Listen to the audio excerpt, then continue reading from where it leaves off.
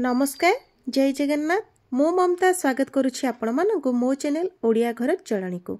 आज मु आपण मानक सहित गोटा मुग पणस तरकारी रेसिपीटी शेयर करी। आपण माने पणस रे तो विभिन्न भेराइटी सब रेसिपी करुथिबे किंतु मो बनेला भली एही गोटा मुग पणस तरकारी को घरे ट्राई करंतु। सभी को बहुत ही भल लागुथिबो। आपण माने तो पणस रे पणस कषा पणस तरकारी विभिन्न रेसिपी सब बनाउथिबे। थरे एमिति बनांतु समस्त को बहुत ही भल लागिबो।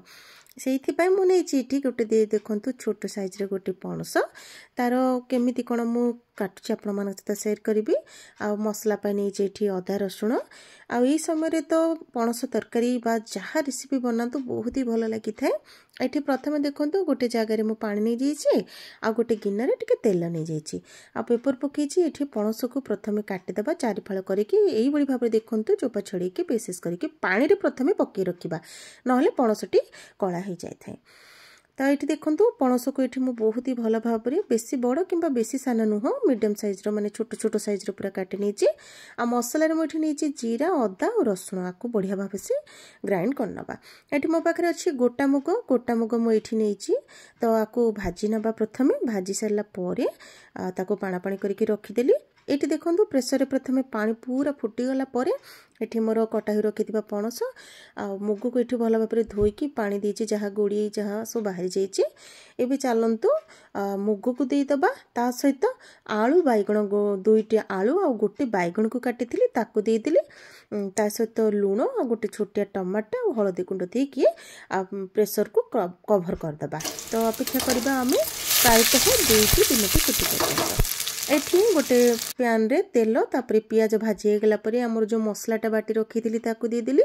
मसला हमर भल भाबरे पूरा भाजी हे सारला परे एठी मु देखंतु लंका गुंड दे दिली। ता सहित मोर जो मसला एवरेस्ट मसला देछि आपण माने जो मसला यूज करूथिबे ताको ऐड कर परिबे। तेठी देखंतु मसला को पूरा भल भाबरे मीडियम फ्लेम रे ही आमे कषी दबा। एठी मो मसला भी बहुत कम परिमाण रे नेछि आपण माने आपनकर क्वांटिटी अनुसार नेबे। तो ये देखंतु जो मु सिझेइथली सेथरु टमाटर को सिझा टमाटर को पके के एमिति कषी दबा। एमिति भी कसंतु बहुत ही भल लागे। एठी मोर देखि पारुथिबे कषाटा पूरा भल भाबरे रेडी हे गेलानी। मु जो मुग पणस आलू बैगण को सिझेइ रखिथिली एही समय रे ही देइ देली। एबे देखंतु केते सुंदर देखा जाउची। तो ये सीजन रे तो हमको धनिया पत्र निहाती भाबे जेमिति हेले भी समस्त घर रे थाए।